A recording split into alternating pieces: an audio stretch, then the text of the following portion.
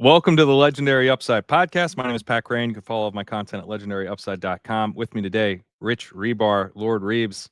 We're going to be previewing week one, and this is going to be a thing we're doing weekly, previewing the main slate on Fridays. Reebs, how's it going? It's going good. I'm excited to, get a chance to do something with you. We like moonlight once in a while. I'll, come on Ship Chasing or you've come on the Sharp Angle show before. But like we don't really do like anything where it's just us. And we've always I had a know. good rapport. And obviously, I appreciate your process and how you get to things. And I think people will genuinely enjoy us, kind of, just talking about the games and our approach, and see if we can uncover maybe something that leads someone to win in a prop or a DFS or a league game or something. So I'm excited to talk to you, man. Me too. Yeah, this is like so. Both of us, we have kind of a similar process where we're writing preview columns and we're like in the weeds in our own little worlds. And I come up Mhm. out of that and it's like, all right, now I want to get, I want to apply what I think I found to, whatever games I'm playing that week, but I also want to get a sense of where other people are at on this same stuff, none more so than you. So this is like, to me, this is like saving me time. this is me, this is me like doing something I need to do anyway. Get Reeves' opinions on these games, and we'll have this conversation out for the people to kind of get up to speed quickly as well. But yeah, let's dive into it because both of us, can have a lot to say. We don't have too much time. We're going to be able to do like a little bit over an hour for this first step. Yeah, and this Um, is trial and error for us. Like we don't really have there's no agenda written down. Like we're just gonna None. kind of see how this goes. And if anyone listens to this, they do like it. Like we pitched several names and we both sucked at it and trying to name the actual Yeah, show. you And can name the show. yeah, if anyone wants to participate and just throw out some ideas, like we're open to that as well. Maybe you will be the person to name the show. It's a creative community. We got the term Yeah. chaperone this past off season for an older veteran on a best ball team. There's been some good naming out there. But yeah, let's dive into the first game, which the cover boy that walked through for me this week was Brian Thomas. And this game environment, the Panthers at the Jaguars, is one that I really like. Uh, both defenses were terrible last year. There's no real reason to expect either of them to be all that much better this year. And they were bad against the run and the pass, which I think it's like one of those things we've seen in the past sometimes. The Lions Seahawks game comes to mind from a year or two ago where like these teams, like sometimes we look for these passing environments that are just going to go nutty, but points are good too. And these teams have outs to score, but like if the Panthers are struggling to move the ball through the air, they should be able to run the ball very, very efficiently and keep the chains moving. And I think this is one where we could see both offenses really interacting, really pushing each other, both teams being willing to embrace kind of a shootout script against defenses that really are going to have trouble stopping them. Um, and then Brian Thomas, I'm excited about in part because as good as Travis Hunter is and as exciting as he is, I think for in the early season, this offense really should be built around Brian Thomas and probably moving him around the formation a bit more. He was kind of glued to the outside last year. Still crushed, was still awesome, but he could be in a bit of more of a creative role this season. And I think we would see that right out of the gate. Yeah, I was actually this was the first game that I was kind of when I wrote up was like kind of the most excited about, like just writing up the plays. I never really kind of go into these games like expecting stuff, but then you just start get like when you start writing about every player and you're like, oh, this could be good for this player, this could be good for this player, and you're like, it starts to mount. You're like, well, this game is gonna be pretty good then, right? It could be pretty good for fantasy football. And obviously this being week one, we know there's a lot of fluidity in the NFL. Like we try to keep an open mind. Like there's going to be trends this year that developed that didn't exist in previous years. But these are two teams that I think had so many problems defensively that they just couldn't theoretically address them all in one offseason.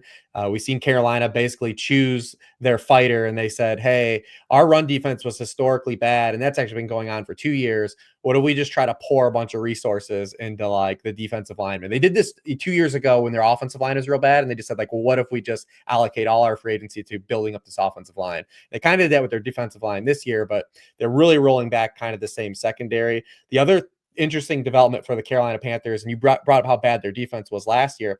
They retained their defensive coordinator. Like Mhm. Jairo Vero's cut, they brought him back. Like it usually when that happens, someone's like a fall guy. like, right? Right. Especially for a young Right. head coach.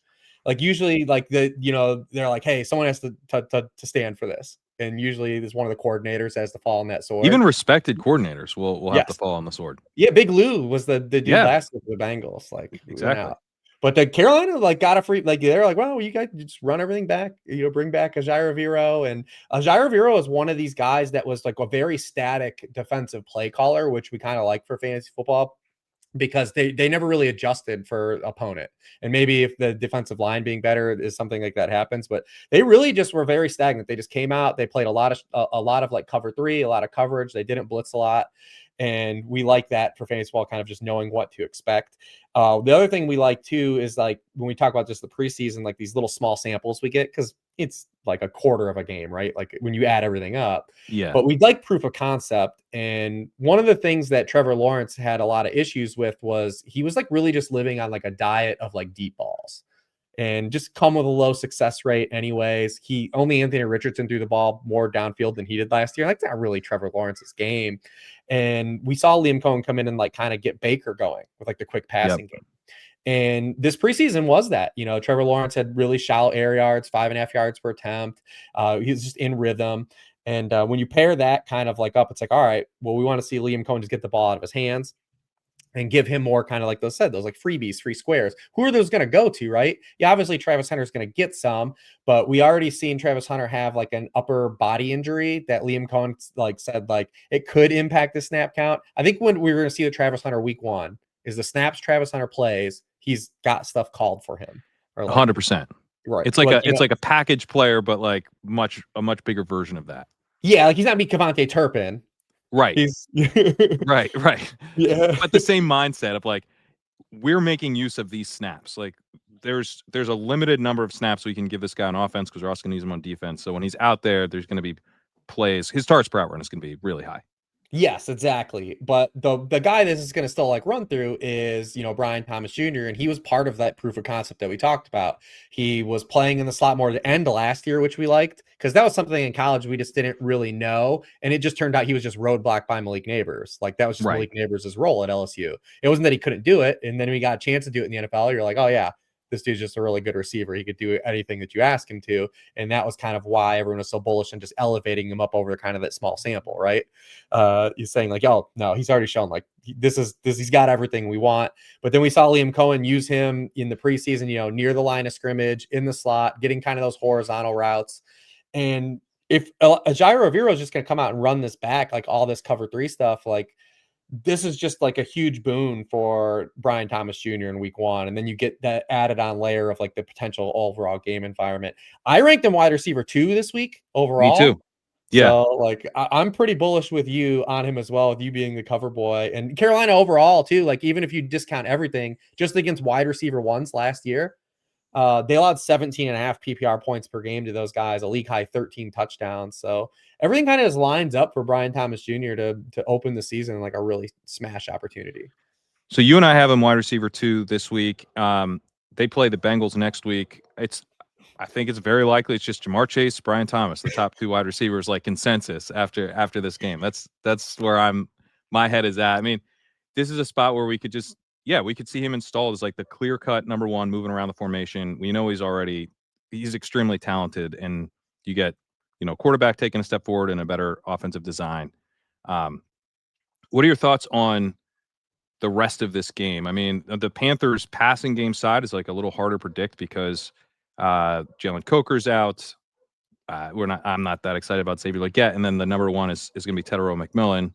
Always kind of difficult to project how much he'll see in his first game in the NFL, but it's a pretty good matchup, and they kind of have to use him.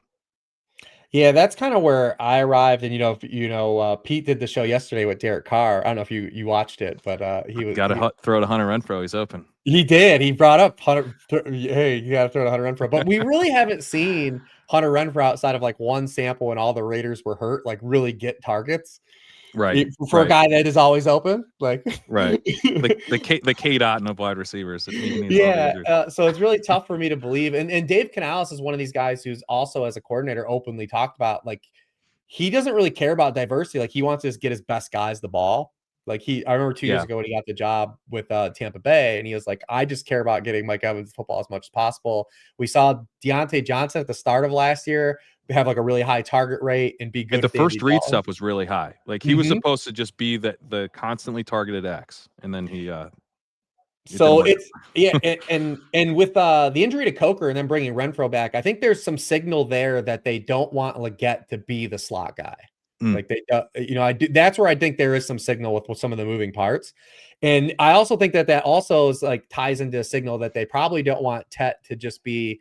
Apologies, he doesn't want to be called Tetaroa to be the like just full fledged X receiver either. So I Mm. think it allows, even if McMillan doesn't have like a super high slot rate because of Renfro, uh, I don't think that he's also just gonna be like glued to just being like what Marvin Harrison Jr. was last year with the Arizona Cardinals. It allows him to have some more opportunities to get that first read stuff. Maybe Leggett line up on the line of scrimmage too as well, and give McMillan some free releases. So he's one of these guys where I look at it, it's really easy to say like he's kind of a more of a chalky play in DFS because of his salary and the projected target opportunity, but he feels like of the guys that are chalky of the rookie wide receivers, like the best of like he feels like the best chalk of them.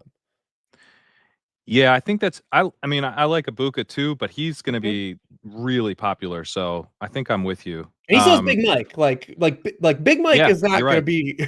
And we know that if we could like not just completely pivot to that game, but like we know that Big Mike is like Baker's foxhole guy. Like and when they throw balls in the red zone, they're probably throwing to Big Mike too. Like there's probably a good shot. I mean, Big Mike missed 4 games last year and was still second in the NFL in end zone targets. Like Baker knows what he's got, and I think Egbuka is also pretty solid chalk. But we're looking at Tedero and McMillan. We know Hubbard really doesn't offer anything out of the backfield, and Jatavian Sanders is a big Right, guess as a in receiver. in year 2. He's a young player. We're optimistic, but still takes a leap of faith. And then you've got Leggett and Hunter Renfro, these guys that just have not been massive target earners at a point. So we saw, again, not to keep citing preseason stats as gospel, but when McMillan was on the field at Bryce Young, he was targeted on 36% of his routes, had 50% of the team targets on those plays. I know Gretsch brought this up, but there was 2 plays that McMillan had in the preseason that they didn't connect on, and us as fantasy gamers are almost kind of glad he didn't. Mhm. Like he almost had a touchdown the first game against the Browns and like kind of just didn't finish a route, got broken up by a cornerback a little bit. And then he had the double move on Derek Stingley where Bryce Young gets hit. If either one of those plays kind of connect, like he might have jumped like the Garrett Wilsons and like the guys that he was getting drafted behind. Yeah, and I think Coker being out could really help him because, like, when looking at Tedder McMillan as he was coming in, when I first started looking into him, I'd heard like, oh, big X receiver, kind of downfield guy, kind of Mike Evansy, and that's not really who I think he is. I think he's sort of like Michael Pittman, but with way more juice. It's like it's possession receiver type of stuff, but yak as well. And his ability to kind of be a chain moving wide receiver, where maybe he's kind of like in Marvin Harrison alignment, but serving more of like a Trey McBride function. If that makes sense, where he's kind of continuing to kind of move the chains, and we've seen Bryce Young was powering Adam Thielen, like and so T Mac being again kind of consistently earning targets, getting separation, but then adding after the catch, I think is how he has a big game. Target volume plus efficiency, I think is pretty plausible right away. I don't know. There's too much else to say about this game. I mean, I expect Chuba Hubbard to be efficient, but not get a ton in the passing game. It's really hard to parse what the Jaguars are going to do in the run game. I personally prefer Bigsby. I think here is like I see them With them being maybe wanting to, favorites. yeah, being favorites, kind of utilizing the backfield more as like the downhill running element. And I think that's probably Bigsby over ETN, but I don't feel strongly about anything in Well, this where are backfield right you now. at? I don't know, like what angle we haven't really talked about. So are we going to take like a DFS approach or just try to be like all encompassing?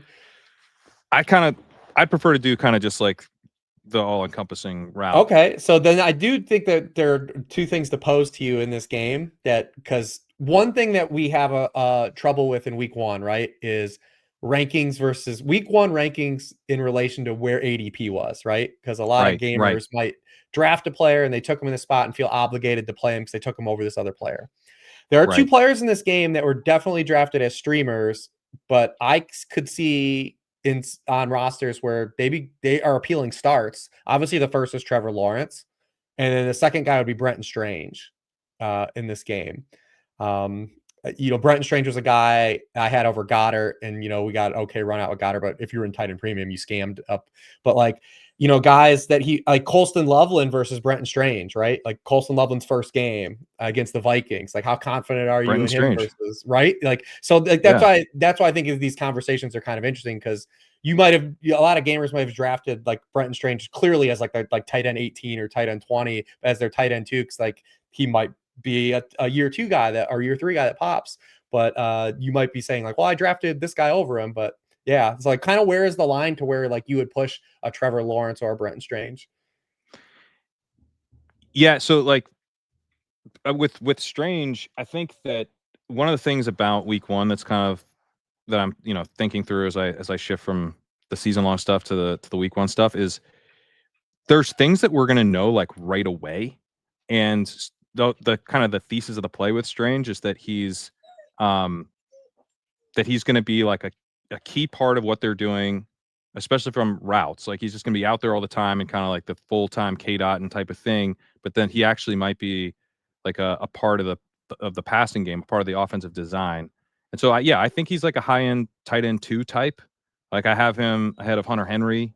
Mm-hmm. Like he's someone that I would like if you took Brenton Strange, it's kind of either going to work or not work. so I I'm down to just like roll with it. And you drafted him, you believe that it's going to work. So I think get him into lineups. And then Trevor Lawrence, I have as a low end quarterback one. I think this is a great spot. And again, like Yeah. this, he's either going to take a step forward, he's going to be able to have a much higher success rate. We've seen him flash. We've gotten excited about Trevor Lawrence in the past. Like there is upside here for him to be kind of this year's Baker Mayfield, playing under the same guy. So if it doesn't work, like why do you have Trevor Lawrence if you're not playing him in this game? Like Especially in this these, is the yeah. spot. Because I drafted him in a couple spots for like these opening two games, and I don't think the Jaguars will quite be as 2024 Saints-ish. Like, I don't think we're gonna get 50 points these two games, but maybe. Hey, it would be great if we could. That'd be fun. It'd be great if we got 90 points, but I was looking at some of these Jaguars pieces, Panthers, then at Bengals, and then the next 5 weeks they go Houston, 49ers, Chiefs, Seahawks, Rams, and then it's like it might be this time to like if you have these guys that start out hot, especially one of these running backs, BTJ, you're doing BTJ things, but some of these ancillary guys to the Jaguars, if they pop off and look like they're hitting, like they might be pretty early, like sell high guys. For sure. For sure. Especially because I believe in Baseball Tootin eventually taking a role. So be like the Jaguars. Try and trade the Jaguars running backs. Yeah, be like the Jaguars. Yeah, let's talk Buccaneers Falcons. You mentioned Mike Evans. I have a similar view of like he's still, I think, going to be the clear cut number one. I know people are excited about Ibuka. He's going to be really popular in TFS, underpriced there. Bucky Irving is probably the guy that kind of jumps out to me here is I think this is a game where they should be able to move the ball on the ground. Falcons run defense was not all that impressive. And I know Rashad White is good now, but like they're Like in health wise, good? well, health wise, yeah, health wise, very, very. Thank you. That's an important clarification. Health wise, I think like Bucky Irving was so much better than White last year as a runner, but he was also better than him as a receiver and as a rookie. And White misses so much at training camp. They were using Irving like exclusively, in the preseason stuff because White wasn't out there, but they did feed him, giving him a huge snap rate over Sean Tucker. I think we could just see Bucky Irving come right out and have an awesome role. And this, even if it's not as good as I'm hoping, it's a matchup where 65% of the snaps could be more than enough for him to crush here. So he's someone I'm pretty excited about. Yeah, 100%. Josh Grizzard had some commentary about that this backfield was just going to kind of be where they left off last season. So if we're in that boat, like we were talking about a That's a guy good place to be. Yeah.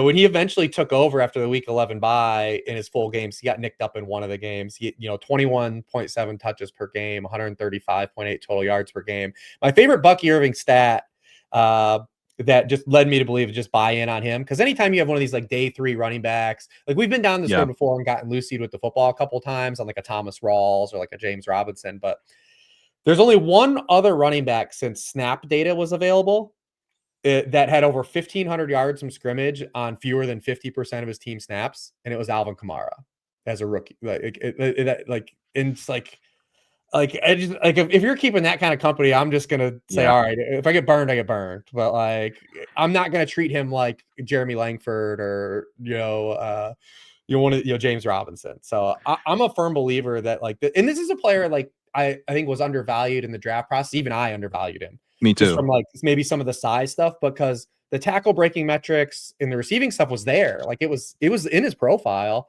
It It was just was. like he is just like, oh, this is a guy that's undersized. He's not a great athlete. He's probably not going to get good draft capital, right? And it's like, all Yep. right, so what kind of He's a stock? guy that is fantasy dudes like we've been burned by a bunch where it's like DeAndre Washington and stuff where you're like, oh, this dude is he's gonna be fun, he's gonna catch the ball, and it's like he's gonna get Yep. pigeonholed into a receiving role, and it's he pops in ways that the NFL doesn't appreciate, blah blah blah, and then it's like no, he's actually this guy was everything you were always hoping that these other guys would be.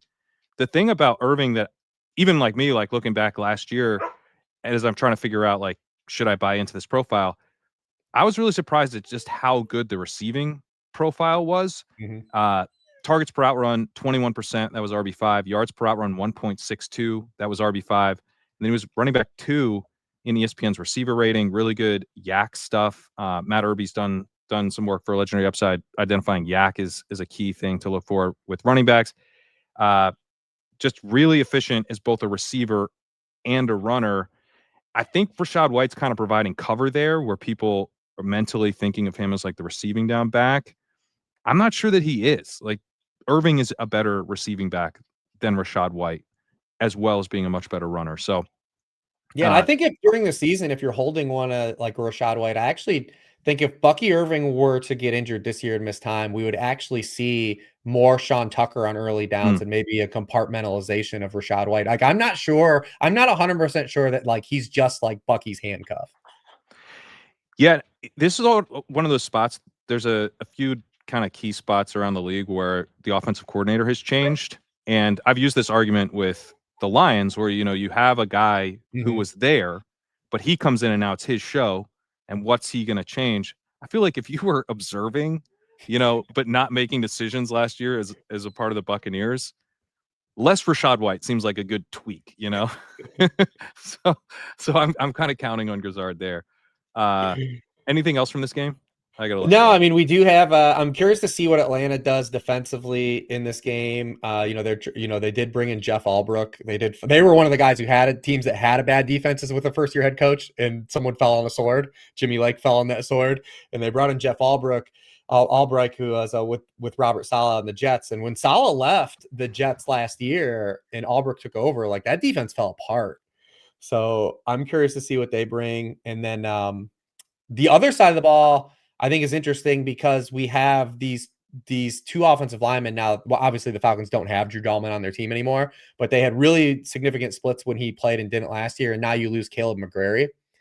And obviously he's the blindside quarterback for Michael Penix, where he's going into Todd Bowles' defense. Listen, Todd Bowles, as a meta quarterback, he dislikes the blitz.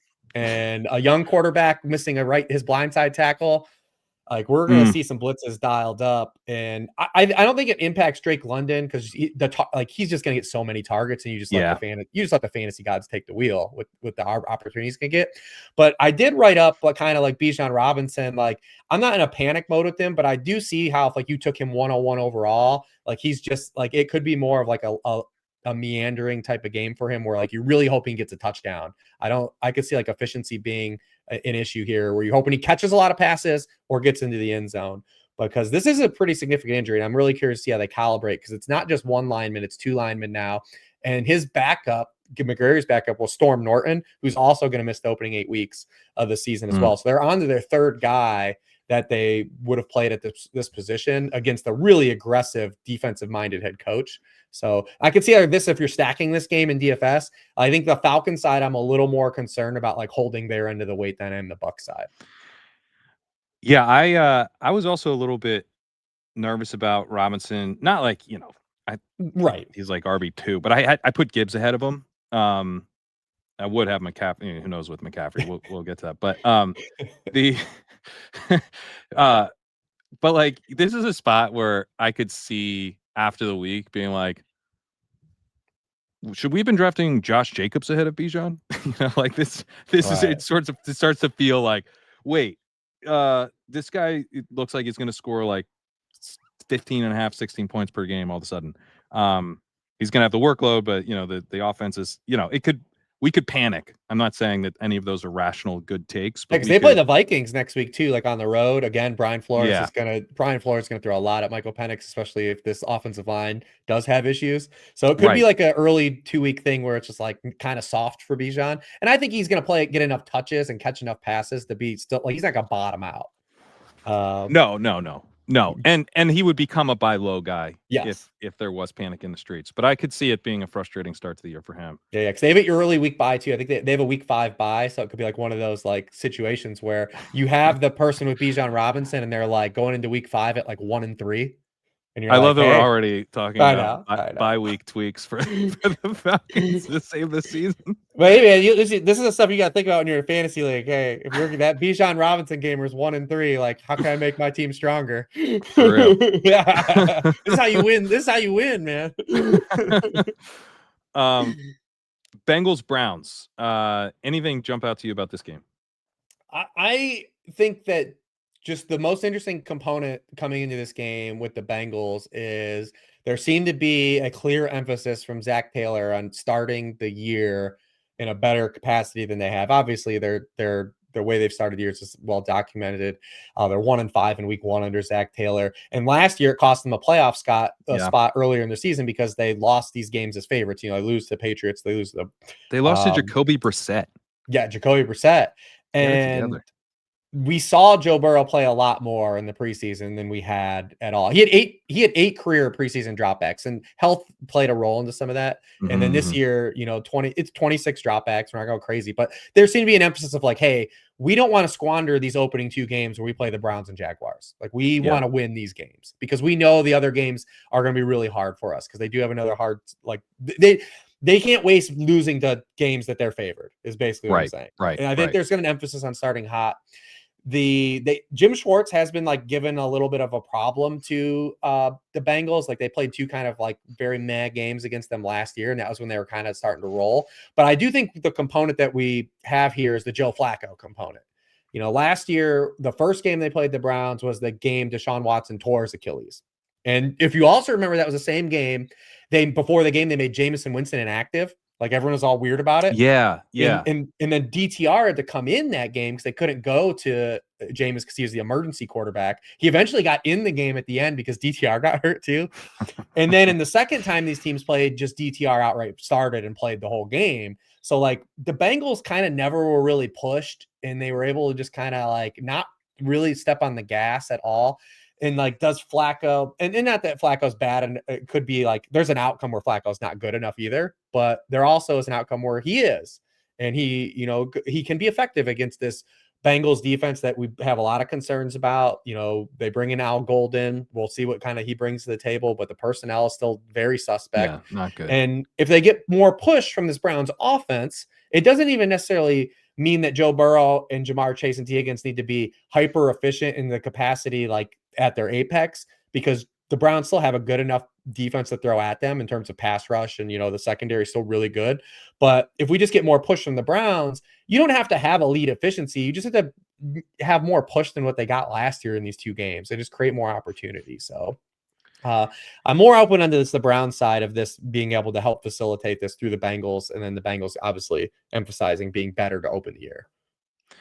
Yeah, the interesting thing about that second game, they had a 66% pass rate in that game, which it's not crazy, but their expected pass rate was 52%. So yeah, they didn't like down the stretch last year.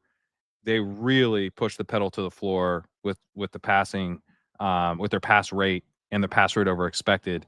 And that game wasn't an exception when it could have been. And now maybe Flacco does push them. Looking at Flacco's numbers, with the Browns and with the Colts, I was like, he's kind of benefiting from who he was replacing. Like he's replacing Deshaun Watson, he's replacing Anthony Richardson, and it's like, oh, I like this. This is better, but it's still not great. So I don't want to get carried away Right. with how he's going to look here. But the Bengals defense I don't think it's going to be good. And the Browns were willing to pass with Flacco 2 years ago. They had a 3% pass rate of expected in his stint as the starter, 7% over expected on 1st and 10. So different offensive coordinator, obviously, with Tommy Rees. And I think he may want to be a bit more balanced, especially than they were last year. But, still Kevin Stefanski here, and they've trusted Flacco in the past. And this is a game where they probably need to pass. But honestly, kind of weirdly enough, one of the guys that jumps out to me, especially in like large field DFS, is Jerome Ford, where I kind of think they use Ford as like the starting running back in this game. And he was a lot better than I remembered him being last year. He had a solid success rate. He was running back 13 in rush yards over expected per game, running back 4 in elusive rating, running back 12 in breakaway yards per game. Like, it really wasn't bad. They obviously tried to replace him a couple different ways, but the Browns' beats have been kind of consistent that they think Dylan Sampson is kind of change of pace, third down back type.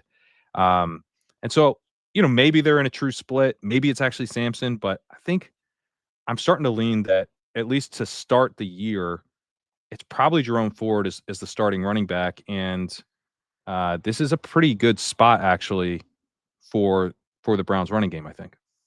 Yeah, it's funny, the thing about Flacco is you almost wish he was facing a better defense because like he's a guy that will turn the ball over. It's like if and create those game environments we do like. Right. It's like if like if the Bengals defense is as suspect as they were last year. And remember the Bengals defense, they played the easiest slate of quarterbacks last year, and they were that bad last year. Like they faced Brissett, Andy Dalton, Daniel Jones, Will Levis, Cooper Rush, DTR, who we brought up. Like they were that bad still. So like we almost wish Flacco was turning the ball over. There was stuff in training camp where Burrow was like, man, these guys are really getting after me today. Like this defense has really improved. And honestly, it has me really nervous about the Bengals offensive Offensive line. line. I'm like, Yeah. there's no way this defense is good enough. But that's if I look at this game environment as like maybe not being as fun as it could be, it would be because of Myles Garrett and the Bengals' Yeah, and they can inability still to rush the protect. passer. Yeah, Yeah, they they can can still rush them, and they did give Burrow some fits last year, and Burrow will still eat some sacks too, which are for sure. obviously killers. But I'm with you on the Ford stuff because I just think if you're playing it, even if you're trying to play it at face value where it's 50-50, and we don't really know, but let's just say worst case it's 50-50. They want to use Ford and Sampson in unison. Yeah, I still think that if you're just playing out the game outcomes, just more things line up for Ford to have added outs than it does for Sampson. Because Ford could outright just be the goal line guy in the 50-50 split. Also, like if the Browns do get pushed, they are still more than field goal dogs. Eventually, get pushed into a script where they're dropping back. Like, are they going to use Dylan Sampson like in that capacity, logging a lot of snaps, playing like passing down reps versus a guy who already has done that the last 2 years for them? It just feels like Ford has even more outs at face value. And then if he outright is just the week one leader, he gets the lion's share of the work against this defense that not only was heinous against the run last year, but like, and we're not, again, like it's just a preseason, but like, dude, they give up 5 yards per carry to running backs in the preseason. Like they almost they got people excited about Chris Rodriguez and like, yeah. like, like it's like, so, and Ford, and you talk about from like a DFS perspective, the other thing you like about Ford, this would be bricks, whatever. He's going to be low owned. You're playing him in GPPs. It's not like you're playing him in cash games. But he's 100%. even as bad as he's been the last 2 years, he is still a boom bust guy. Like he gives you splash plays. Exactly. Like we want these guys that even hey, in their one range of outcomes, like the dude that can have a 50-yard touchdown run. Like, I mean, the past 2 seasons, he has a run of 10 or more yards at 11.4% of his runs. Like he can get you those explosives. And that's kind of what you say. If I'm going to throw a dart, I at least want it to be on a dude that doesn't necessarily need 25 carries. Like he can do it on 14. Yeah, that's a great point.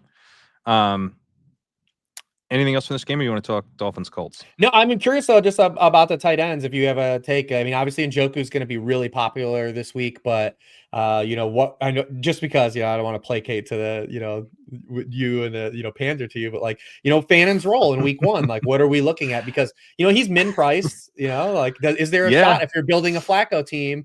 Do you try to get creative? Because Njoku's going to be popular. Like how creative are you getting if you're playing Flacco in a stack? Are you doing Cedric Tillman? What's the need you feel like you need to go down the I'd probably Browns well going here? through Judy and just betting that like this offense is really designed to just flow through Jerry Judy.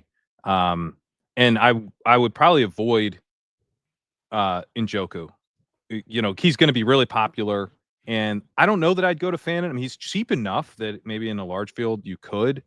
It's 3,100 on DK, but Yeah. um, my like I've got a ton of Fannin in best ball. And so if he has a big week one, I'm gonna be like emotionally, I'm good.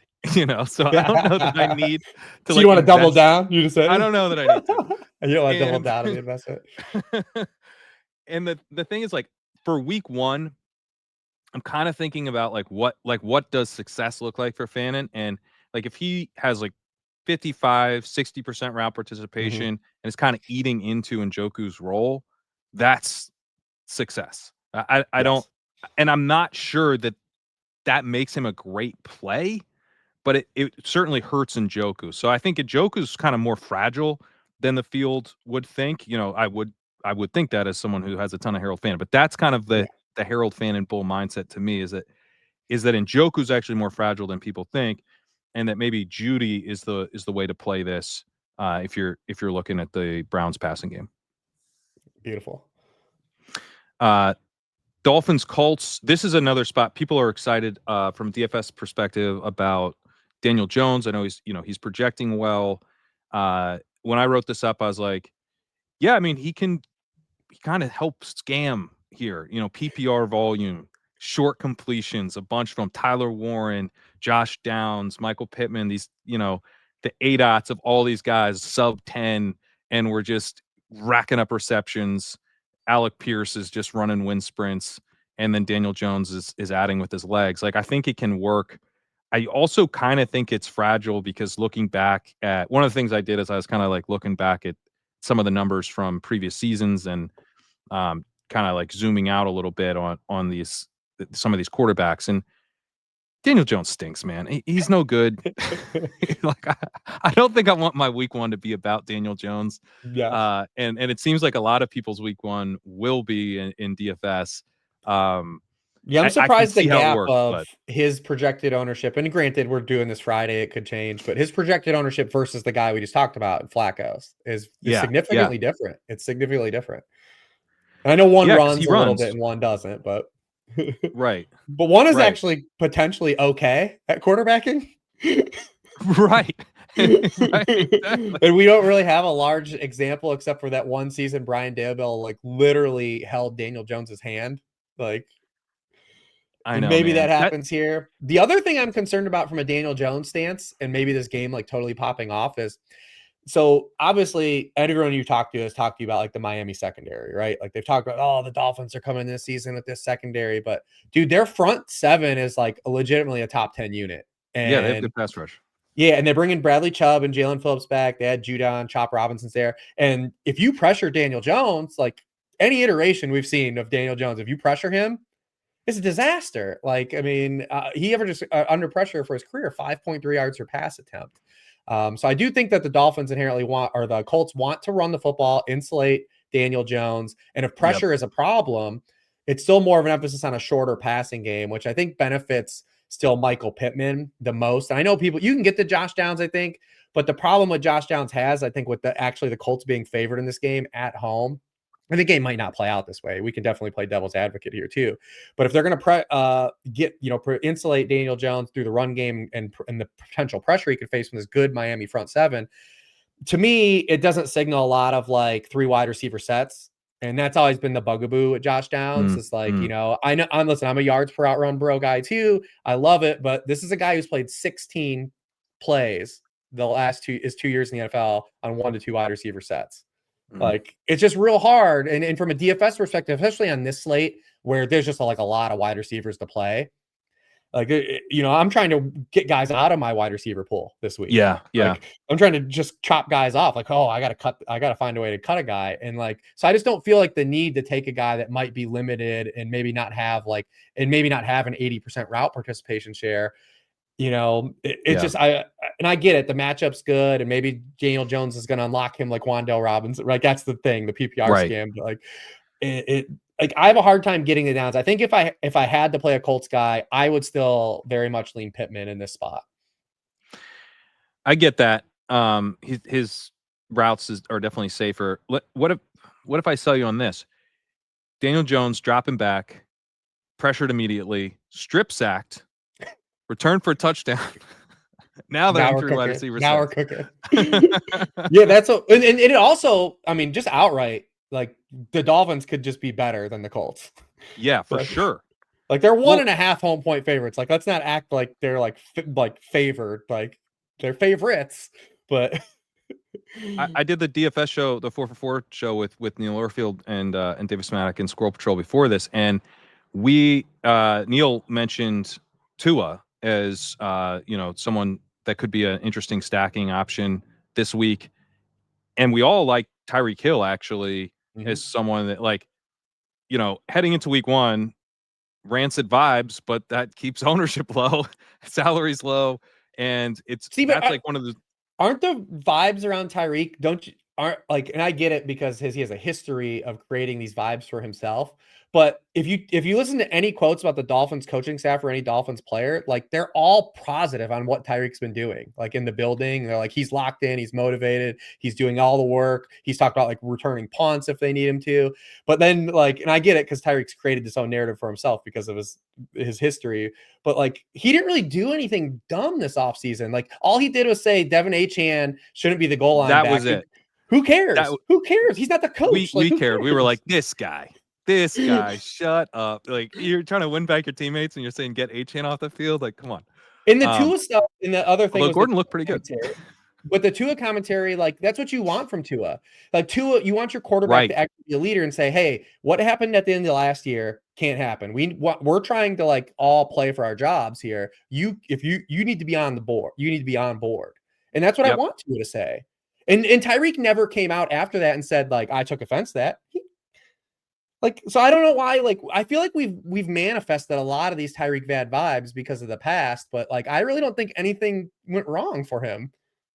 The other thing is that Mike McDaniel's going to have some kind of stupid, gimmicky new wrinkle, right? And it's going to, by week 4, everyone's going to figure it out. But week 1, it's going to be cool, and it probably will involve Tyreek Hill.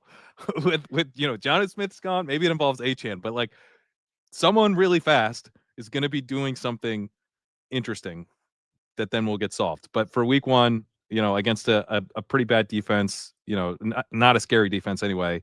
I kind of like Tua's healthy, and this is probably as good. Like, the Dolphins, they peak and then it's all downhill, right? So, but this is kind of they played. So this is what I want to be in. They just played to opponent. Like these teams, like the Colts, like, these are usually the teams that the Dolphins, like, are good against, like the healthy version of the Dolphins. Like, these are type of spots. And then when they play the teams like the Bills and they're like that's when you're like, and the weather turns. And you're just like, oh, this team's not as good as these other teams, and like the clear deficiencies that they have, like, show up. But like, usually in these spots they don't. And like, I'm a little more optimistic. I get like last year it was pretty sour, but there's no Jonnu, so like, we know, like, he's fully removed. Yeah, it's still condensed. We know the ball's going to, like, largely Tyreek, Waddle, and Achane. And then we'll see what happens. I'm excited to see what happens in like the first and goal for the Dolphins, just what happens. Like, who's on the field. Because I mean, last year in the healthy Mostert games, they did play Mostert over Achane in that area of the field. And like, we know these coaches sometimes just will glom onto archetype. Right. Like, and it is Ollie Gordon's a big dude. He's a big guy. He's big. So he is a big dude. So I'm very curious. There's a couple teams, like, we're waiting for that reveal. Like, I want to know, like, when the Bears have a first and goal from the 3, like, who's on the field? I want to know. Yeah. Like the Dolphins are one of those teams kind of sneakily, because you might not think of where H. Henry is being drafted, of being like, all right, do we have to worry this dude might not get like goal line carries? Like, and I don't know. I'm just curious. I'm also curious to see how much more willing they are to attack downfield than they were last year, because it's so much of it last year was just like getting the ball out super, super quickly. If I had to guess, like Because what the line was line, just, yeah. and they know what happens. Like But if it's not the Tua takes line a like bad people hit, think. Like when people think the offensive line, they think all that stuff happened necessarily because of pass protection, but it's because they couldn't run the ball. that's true. Their So running game was horrible. they faced the highest two high safety looks last year, but unlike previous years, they couldn't get teams out of those because they couldn't run the ball against those looks.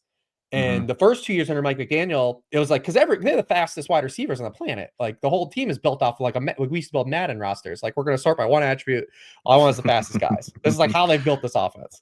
Yeah. And teams are like, all right, well, we're going to play coverage against you. In the first 2 years, Miami was like, cool. Well, like that's all by design. We want you to have to respect our speed. And now we can do some of the Shanahan, Kubiak running Yeah. scheme stuff. And last year, they just couldn't push anyone out of those looks. And it wasn't that the ball was coming out because Tua was getting pressured. It was because they couldn't do anything downfield. So, that's why guys like Achane and Jonnu had those high target shares. So that's also a week one like reveal I'm looking to see, because obviously they add James Daniels, who's coming off of the Achilles injury. They draft Savi in the second round. They get Austin Jackson back, who missed half the year. Obviously, they're not going to replace Terron Armstead. They Right. can't. But if the rest of the line is just okay-ish, they don't need to be good. They just need to be like they were the first 2 years. Like they were never a top 10 offensive line under Mike McDaniel in the first 2 years. They They were just kind of need to get bad. teams. Yeah, they just need to get team. Yeah, Yeah. just get teams out of that coverage. Just like mix it up. Just make it so teams can't just be static and just sit back and say, well, you can't throw against this downfield. No, I 100% agree. I do think, I mean, in the passing game, they were so focused on getting the ball out quickly. I think they probably will be like that again, but my guess is any kind of new wrinkles will be like, how do we get the ball 10 yards downfield in like 2.2 seconds? Like that I think is going to be a big point of emphasis in the passing game. But I think McDaniel may have some tricks up his sleeve to get the ball to Hill and Waddle, and I do trust him to, like, he's one of these guys that very clearly is trying to get the ball to specific guys as opposed to, More like concept. yeah, this offense is condensed by design. Yeah. I mean, the Dolphins are one of those teams when we're, on Monday, like talking about stuff again. I feel like it's going to be a very binary outcome. Like people are Totally. going to, it's like they're one of the few teams where no one's going to have any nuance with. Either the Dolphins are back, or, oh my God, this thing is just burn it down. There's going to be crazy victory laps one way or another on this team. It's going to be obnoxious. I don't know which direction yet, but I know that. It's like very, very few instances is fantasy football actually binary, but this one's gonna be a Monday morning quarterback 100%. told you so. for someone. For someone. Raiders at Patriots. I am excited about Drake May. No one is surprised to hear that, but I mean, it's so funny because, like, you look at, this offensive line, can they pass protect? Like, I don't know, maybe not. They should be able to run block better, so that's nice. They have some explosiveness out of the backfield and Travion Henderson. That's exciting. Their receivers are Stephon Diggs off an ACL, Pop Douglas, and then I guess Kayshon Boutte or Mac Hollins and Kyle Williams kind of all splitting a role.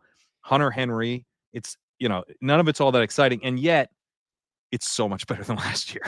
It's so much better. And my hope here for the Patriots is that, I watched a ton of them last year, and they did pass the ball. Like, they were one of these teams that sucked and was willing to pass the ball in negative game script. And that's obviously better. You'd rather have a team be like the Browns, than be like kind of the Arthur Smith Falcons, where they just refuse to pass no matter what.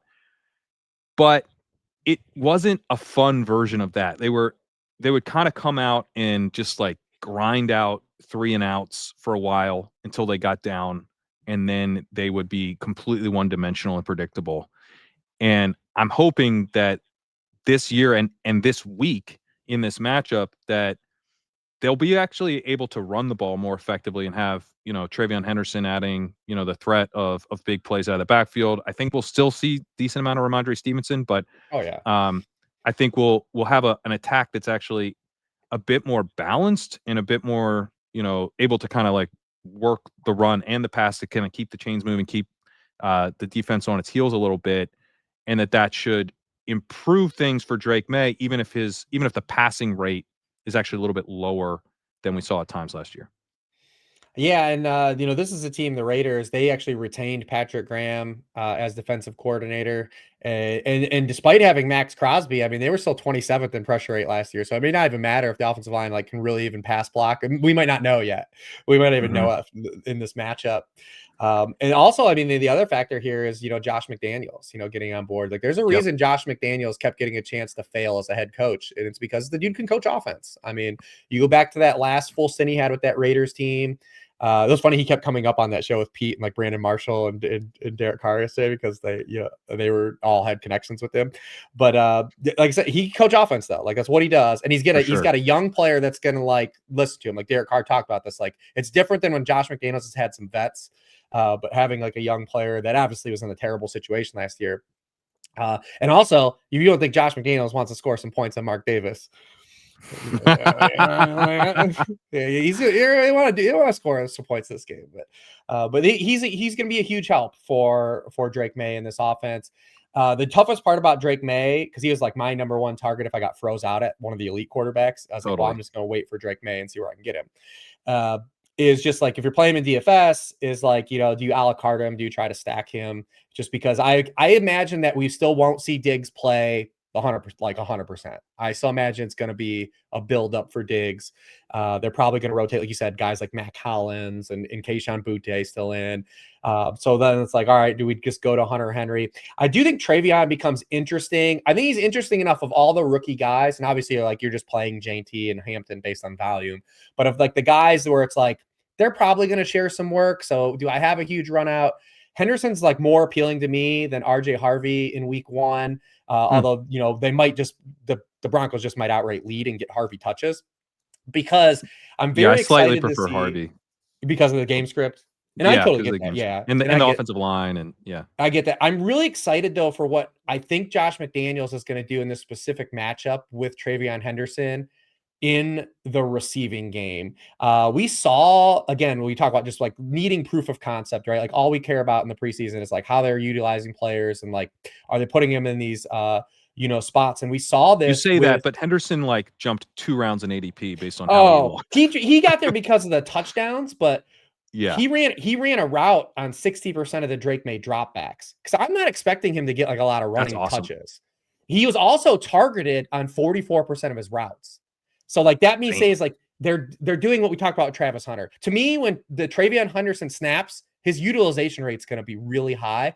And this Raiders defense, dude, they have brought in just like vagabonds at linebacker this offseason. Like they brought in Jermaine Pratt from the Bengals, Landon Roberts from the Patriots. Like these guys have bounced around there. Devin White, who's bounced around them all teams. They're playing Jamal Adams at linebacker. What? Like, he played? Yeah, they're playing Jamal Adams. And to me, like if Josh McDaniels, and I believe he is actually a smart offensive coach, I'm like, dude, I'm going to get Travion on some of these guys in space. For sure. And so, I mean, yeah, like, does that mean like you're going to take the bite and like maybe DFS or something? He is really cheap on FanDuel. He's cheap on FanDuel. Yeah, Davis was noting that. But it's not necessarily the scoring climate. Like you would like him more on DraftKings. Well, if he scores touchdowns. If he scores touchdowns. So I do think that schematically with me believing they're going to actually rotate the receivers a little bit, I do think he does stand out a little more in this specific spot, just in the matchup. I became out a little more optimistic because my initial thought coming in, I was like, listen, they're favorites against the Raiders. So we're going to see more Ramondre than anyone really wants to. I agree. Then I was just like, man, like it does make sense to actually utilize him here, like especially in the pass game. So I'm curious. I'm optimistic. I don't want to be like Henderson is a guy. I had a lot of him in best ball, and he was cheap, and then he got expensive, and I didn't draft so much, and I kind of became a bit of a killjoy on Henderson, where I'm like, Ramondre is going to play, and I tried to temper that, when I was with co-managers who wanted to take him in the main event. We took him, I was like, but in my heart, I'm like, I think we're gonna see too much Ramondre, but I don't want to Mhm. let to your point about like the targets per route run and them utilizing him when he's on the field and he's so explosive. And there really aren't that many weapons in the Yeah. passing, like weapons, And like I said, even I'm if not after discounting the catch. Diggs week 1 too. Like, I'm discounting Totally. Diggs here. Yeah, which I get. I mean, I think he'll probably have pretty good targets per route run, but Yeah.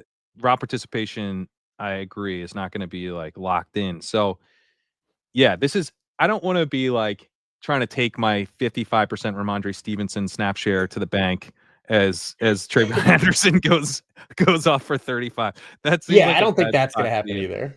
Yeah, yeah. But that sounds more fun though. Um, anything on the Raiders side here? What are your thoughts on like Genty and Bowers in terms of like kind of their immediate roles? Yeah, I mean, I think that from a fantasy stance, I'm always someone that's just like, even though I just said like, Trayvon Harrison, the pro case for him, I'm still that's in context of I still believe he's going to get out touched by Ramondre, and I just Right. think that like he has a chance to make maybe more plays based on a limited snap share than maybe some of the other guys of his archetype would. JT, like we know, is going to be like a huge volume play. The matchup's not necessarily great. You're getting him as a road favorite. This offensive line still looks like a problem on paper, and the Patriots defense looks like it could be good on paper. Like this is a team that spent a lot of money, Yeah. on offense. Then you get Christian Barmore back, who missed, he only played in 4 games because of the blood clots last year. But they spent money on Milton Williams. They get Robert Spillane. They get Chase on. Like they spent a lot of dough. So like we'll see if it turns into like a production early on or it takes time to gel. But I've been of the opinion that like most of these rookie running backs are probably going to like let down versus ADP in week 1, but that doesn't necessarily mean like we need to run and hide either. Like obviously we've been playing this a long time, but I'm not necessarily excited about him as I would be like Jacoby Myers now that Christian Gonzalez is out, or just Brock Bowers, because like Brock Bowers is just one of these guys. I wasn't drafting as highly as you guys were just because that's just like fundamentally the way I play. But I always like he's one of those guys though that like Brock Bowers is so good of a real life player, and what he's done is not, there's no reason not to believe he's not a great player. Only 2-time Mackey winner, has 100 catches as a rookie. Every time I did still Seems pass good. on him, I felt bad though, still doing it. Like even though like structurally, I'm like I don't like to take tight ends in this area, so I'm going to stick to like the way I play. But I Yeah. still was like, this is if there was a dude to do this to me, it would be this guy.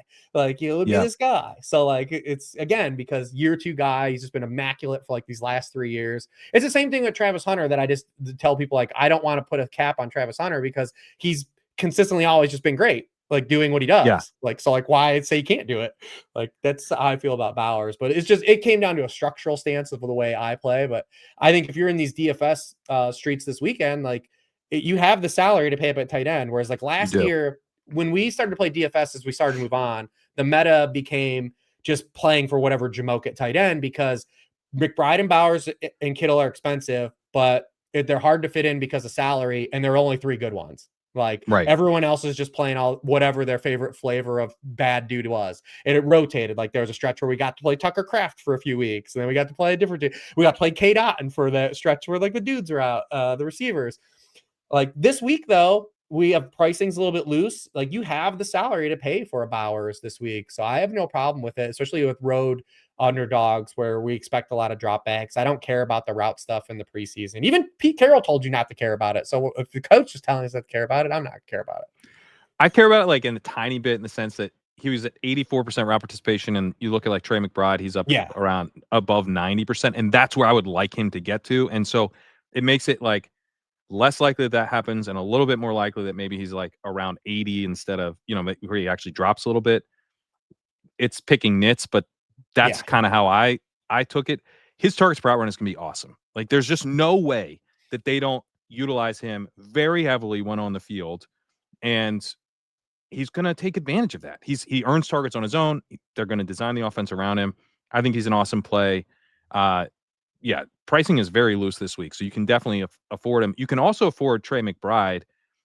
Who do you like better at tight end this week between those two? Because I like this spot for McBride against the Saints. I do. I like the Cardinals passing game in tournaments as just leverage play off of Connor because I think Yeah, Connor's obviously I think a really good structural, good cash game play and core game me too. play, but in tournaments he's he's never been a guy like that has been like a huge like tournament guy that you're scared to like miss out on. I mean, even last year only had 2 25-point games. And we know he needs multiple touchdowns to even probably flirt with like 20-point games. So I'm like, whenever that guy, like that type of archetype of a running back is going to be really popular in DFS, I think about trying to get leverage on the, like, what is the outcome if he just has an efficient game but doesn't score the touchdowns, and like we get the touchdown to the passing game. And what's other What if Trey McBride scores touchdowns, man? what if the other thing too, like we've talked about, like the Cardinals being like a good front running team, especially for Connor. Like they were 7th in the NFL in pass rate when they had the lead. Connor was excellent. The matchups all good and all that stuff. But Kyler also was really good. I talked about this a lot last year with Hilo on the show we did, is that this Drew Petzing is really good in the passing game in terms of coordinating when the running game is working and they're playing like counterbalancing stuff. The Cardinals, when teams knew that the Cardinals had to throw, everything was just literally, pun intended, a house of cards. Like it's almost like too connected. I think maybe it was Ali Conley. Someone made this point where they're saying like it's good to marry the run and the pass, but the Cardinals, maybe it was you guys, maybe it's too married. like yes. Like the Saints run defense sucked last year, and they have Brandon Staley, the guy who doesn't stop the run. He doesn't care about stopping the run. Yeah, they're not going to stop the run. So, but to your point, maybe that in a weird way, maybe their running game being, efficient is what actually unlocks. But I actually think it makes Kyler more appealing, which is totally. You feel, but because last year with the lead last season, Kyler was 3rd in the NFL in completion rate. He was 7th in EPA per dropback. Like, because again, it's like you said, it's just so interwoven. Last year on 3rd and long, needing 7 or more yards, Kyler Murray had 7 first down completions. It was the fewest in the 2000s. I couldn't find another. Oh my God. Because again, it's what we talked about. When teams knew the Cardinals had the throw. Did you consider going back to like 1999? Like when did you're like, I've done enough? Because I had there was a couple points during the year last year during the worksheet, because I always do like the couple the team bullet points at the top. And I was like, oh my God, this team's like terrible when they have to throw like a passing down. So I'd throw some notes in there, and people would like, because there was a stretch where we got to like week 8 and he actually had 0. Like they had 0 3rd and long first downs. And like I like seeing how long I could keep the bit going. Like I was like, yeah. And I just like kept doing it, because sometimes I'll just like reuse a stat from the week before if it didn't change. Yeah, I just wanted to see how long like people would like be like, oh yeah, this is like terrible. But like, but you should just link. You should have linked to the previous article of the exact same stat. But I do think that they become like an interesting leverage point off of Connor, because I think Connor could have an efficient game. But if we get the touchdowns, and I know no one wants to click, especially names, obviously McBride, if like you're just gonna play passing, you play McBride, but like Marvin Harrison Jr., if this is not this week, if it's not a week, like I know we did this a few times last year, but I mean, he's like Alontae Taylor gave the most receiving yards in the NFL last year. Like this team was terrible against wide receiver ones last year. And like maybe Staley fixed this. They're bringing in a whole new secondary basically outside of Alontae Taylor and Kool-Aid. But I mean, no one's playing Marv this week in like early projected ownership. And I get it. I get why they're not, because his price point, like there's just other guys. But yeah, I think large field, if I'm playing Kyler, I'm probably doing it with both guys. This is one of those spots where you almost do want to overreact to week 1, where because like either they're using him more creatively, he's got a better connection with Kyler, he takes a step forward, or he was a terrible pick. That's how I'm kind of thinking through Marvin Harrison. So yeah, why not? It feels kind of binary. It feels a little Dolphinsy that way, where take the leap of faith. And it's a GPP. You're probably not going to win anyway. Hey, you're going to lose one anyway. So they'll lose it at Marvin Harrison Jr. Yeah. You might as well lose it in a very predictable way by playing Marvin Harrison. You'll feel good about losing this money. Saints side, their implied team total, it's 18. It's not like it's super high, but higher than I thought it might be. And I don't know, like writing up this game, I'm like, dude, how bad must Tyler Shuck have looked that they went to Spencer Rattler? Because Rattler was horrible last year. Like EPA per game, just absolutely atrocious, kind of down in the Deshaun Watson zone, like DTR zone, better success rate than those guys, but it was really, really awful. But I mean, Rattler was a better prospect than Shuck though. So I don't think it's shocking necessarily that he looked better than him. Because like if you go back, like obviously Rattler he was a college recruit at a higher level than he was an NFL draft pick. But he was actually still a better prospect than Chuck. I agree. Rattler was a guy coming in where I was like, let's leave the light on for this guy, but it's time to turn the lights off and go to bed on Rattler. And Well, how much do you look at though what happened last year at the Saints, and like how much do you, because like when he was playing and Jake Haener, when he came in, like everyone had died. Like everyone had died on the Saints. Like they were down yeah, 2 linemen. Kamara was in and out of the lineup. Both receivers died. Like so, I maybe you're wanted to right. Maybe you're right. I should. I wanted to drag him too. And odds are usually in these situations, these guys Right. are bad. But I mean, so much was it was such a disaster for the Saints offense after the opening 2 weeks when I thought I was rich. Like and it turns out I wasn't. But I mean, they were the most injured team though. Like and the 49ers were like right behind them, but everyone died on that team. No, and to your point, we don't need him to be good. Like we need him. No. Like if he plays like Cooper Rush last Yes. year, Can we or just he get plays Cooper? like if he plays like Drew Lock, that would be a huge improvement and something I could like kind of get behind as I drafted a decent amount of Olave as a bet. Same. Like I think Olave's good Especially on DraftKings. on DraftKings. Yeah, he was going in the 7th round. Well, because that's where I think because the big hurdle we're gonna have with Olave, because even he was one of those guys I was entertaining this week on DraftKings because you look at Jonathan Gannon's history. He's a guy that doesn't blitz a lot. He plays a lot of soft coverage, and it invites a lot of these shallow throws and these slot receiver targets. And we're obviously going to see Olave play a lot more in the slot. That's another guy we talk about proof of concept. Kellen Moore's always moved his receivers around, and this preseason, 40% of his routes in the slot. And I was like, oh, he's going to get a lot of catches. And I did ended up, the way I pivoted this is I just bet his reception prop because the touchdowns are going to be the hurdle for Olave, right? Like he might be a guy that actually catches 100 balls this year, but he might have 4 touchdowns. Totally. Yeah. So you're better at this about this type of stuff than I am for the season long. But for me, it's always funny. I go from best ball brain to week 1 brain, and and my high stakes stuff similar, where I'm like, Alvin Kamara. We timed out on Alvin Kamara in a main event, and it was like the worst moment of our entire summer. And I took a little bit of them in like the 5-6 turn, but mostly I was taking RJ Harvey and certainly Henderson when he was there. And then you go to week 1 and you're like, well, yeah, I mean, obviously Kamara is like a locked in running back 1. Yeah. But where any thoughts on Kamara? Is it just kind of like, yeah, he's going to get there until he stops getting there because You have to he's isolate too it. washed. You have to isolate a little bit. I mean, because when you're talking about like best ball or like something big picture, you have to factor in like this is a guy that hasn't, played a full season and he's missed time in basically like 5 of the last 6 years.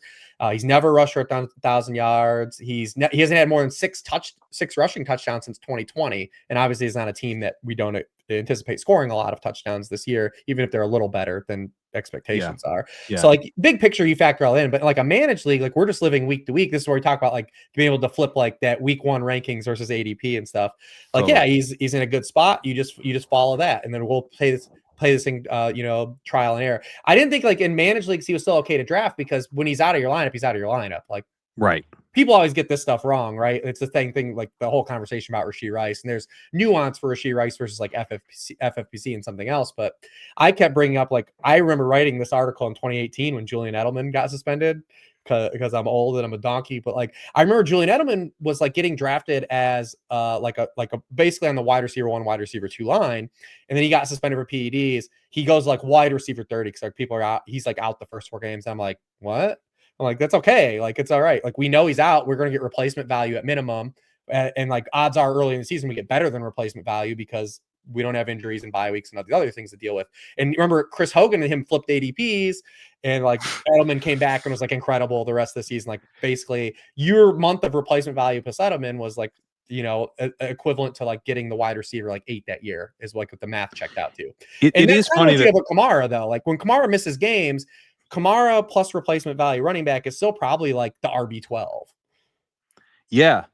No, it's true. Like for Rice, as we were kind of coming down the home stretch of redraft season, and we like people ask me like, who should I take here, for their leagues. And Rice was someone where like, yeah, I don't think a lot about like 10-team home leagues, but Yeah.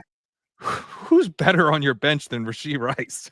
Like this dude is just gonna crush when he's back, and it's hard to like find the needle moving guys. But yeah, Kamara, for as long as he's healthy, he's gonna be.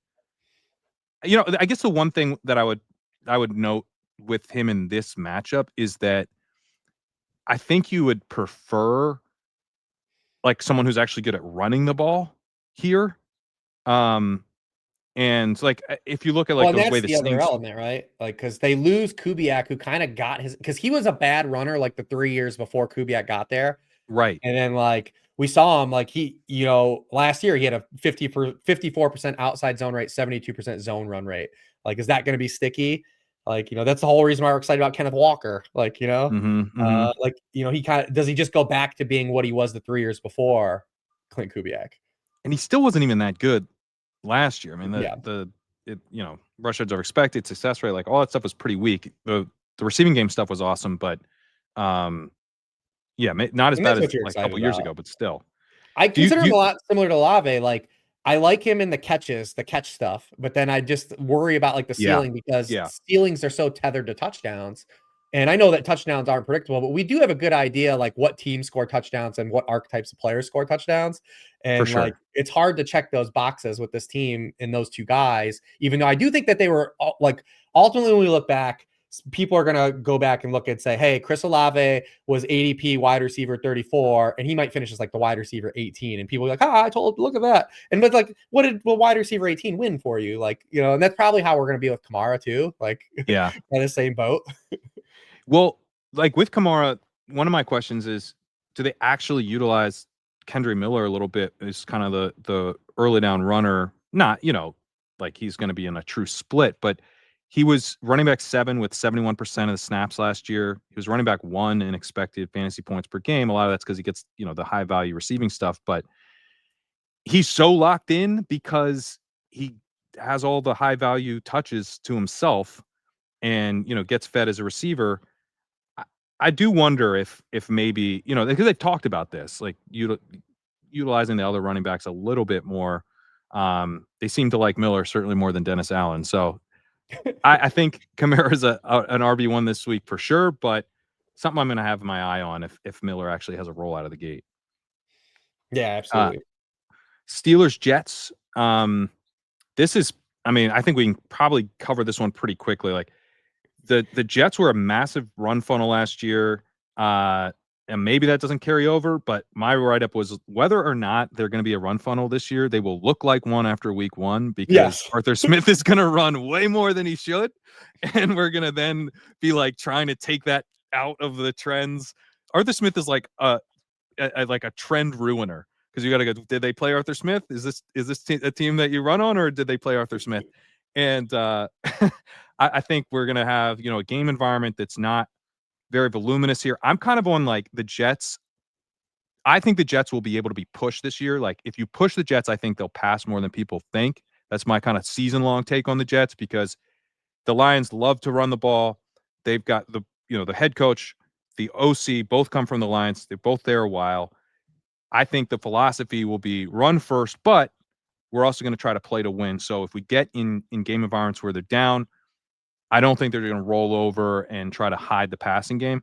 But that's not what this sets up as. This sets up as a true slog.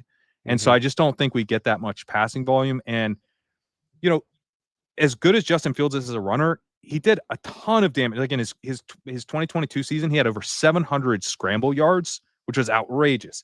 And you can't scramble if you're not dropping back. So obviously he's going to have some design running as well.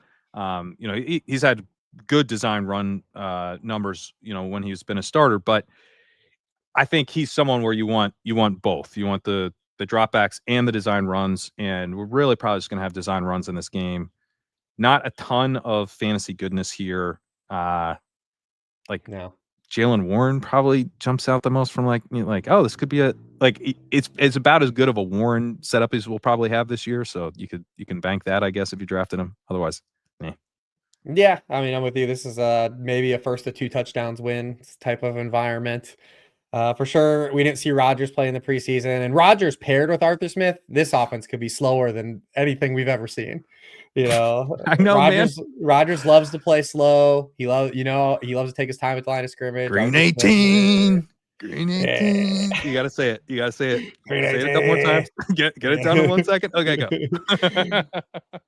It just, in either one, like you said, this particular matchup with it being a rock fight, I don't think is really going to glean too much of how we feel about either of these teams kind of moving forward in week 1. I'm excited to see what Aaron Glenn and Steve Wilkes do, especially because like the Jets have good personnel and defense. And I always felt like they were kind of held back a little bit just because of like where Robert Saleh's philosophy of like, they just want to play quarters and like cover 6. But like, I'm curious to see if like Aaron Glenn's like, hey, dude, I got Sauce Gardner. Like, I'm going to do what we did like in Detroit. And like, we're going to play aggressively. And like, maybe that opens the door for like some stuff to really happen on the back end. Cause if you play more man coverage, you're going to get more stuff in the NFL. Like there's a reason it went away. So I'm excited to see what that. I still don't think this is the spot for it. I'm more or less looking to see, obviously the Jets are a big backfield reveal team. We just want to see how they handle. They're another team who's in first and goal from the 5. What happens? Like, I want to know who's on the field. I think Braylon Allen's on the field, man. Probably. I think they're serious. I think my take with the Jets is that they are going to eventually come to their senses that Braylon Allen. I mean, unless Braylon Allen kind of pulls a Tank Bigsby or Chuba Hubbard, where he's way better, in year 2 than he was as a rookie, and that's certainly possible. But he was not good last year, and Hall was not as good as we were hoping, but he was much better than Braylon Allen, and adds a lot more as a receiver. But they play Isaiah Davis in like a 3rd down role in the preseason. That we saw a lot of Braylon Allen. We heard a ton about how they're going to utilize all 3 guys. They're going to do it. They're going to do it. I don't think it sticks. Like it's week 9, week 10. I don't think that plan has survived contact with the season. But week 1, I think we're going to like. It would not surprise me if Breece Hall has like a 40% snap share. I think that's very live. It's going to be a pretty frustrating start to the season, I think, for Hall. He's more of a bet on talent type of play, not someone I'm super interested in week 1. I mean, I would feel differently if they were playing like the Bengals or something, but we get the. And to your point about them potentially down the road outside of this week throwing more, probably the only thing to like really monitor in this game is just kind of like Mason Taylor's like participation stuff, because it's Josh Reynolds at wide receiver 2. We've kind of done this. So like if Taylor, at a low bar position for fantasy comes out and has like an 75-80% route participation share, and it gets kind of glommed over because like they had 24 dropbacks and he had 3 targets, but like these other spots where they are actually pushed, you might be a little more say like, all right, well, we might have something here if we can chase in these other game environments. But other than that, this one there's no one you're excited to play. Let me throw it to you for the Giants and Commanders, and then I've got to figure out how to charge my computer, which is about today. So but I'll be able to hear you. Yeah. So Giants Commanders, I think, is one of the more interesting games. This is one of the ones I bet too. The line is actually gone even further in the Giants' favor, but I don't think the Giants are gonna this is gonna translate to wins, especially with their schedule. But I mean, they only lost to the Commanders last year by 3 and 5 points, and like they're getting 7.5. And this is a way better improved defense and a defensive front, and the quarterback play is just gonna be structurally better than it was last year, no matter what you think about Russell Wilson. The player I'm probably most interested in this game from a fantasy stance is Deebo Samuel. Outside of what we see with the Commanders doing a running back stance.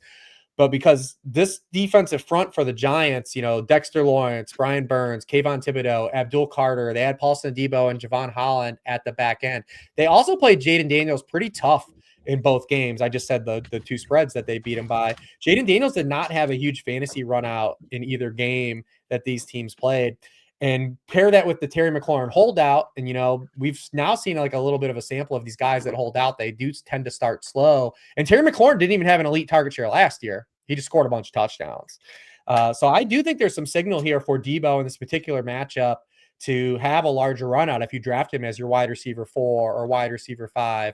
I'll give you a theoretical start sit afterwards, but this is the one offensive environment Deebo Samuel could have left Kyle Shanahan for. And it makes sense for his style of football, because you look at what Cliff Kingsbury does, it's all the stuff Deebo Samuel is good at. One of my favorite stats from last year is that Jaden Daniels only had 3 passing touchdowns last year where the receiver ran the ball into the end zone. The only quarterbacks that had fewer were Trevor Lawrence and Cooper Rush. Like, there's a reason they wanted a player like Deebo Samuel. Washington ranked 3rd in the NFL in screen rate to wide receivers last year. If you look at Kingsbury in Arizona, those 3 years he was there, those 4 years he was there, they were 2nd in the NFL in screen rate to wide receivers. They were 7th in the NFL in rate of slants thrown to wide receivers. So, like, this all structurally fits for Deebo Samuel, and it also fits this matchup if the Giants are getting a pass rush, on Jaden Daniels. So I do like Deebo. And then you get the sprinkling of the running back situation also never gets talked about when people were doing the Ja'Cory Cross-Kamara stuff.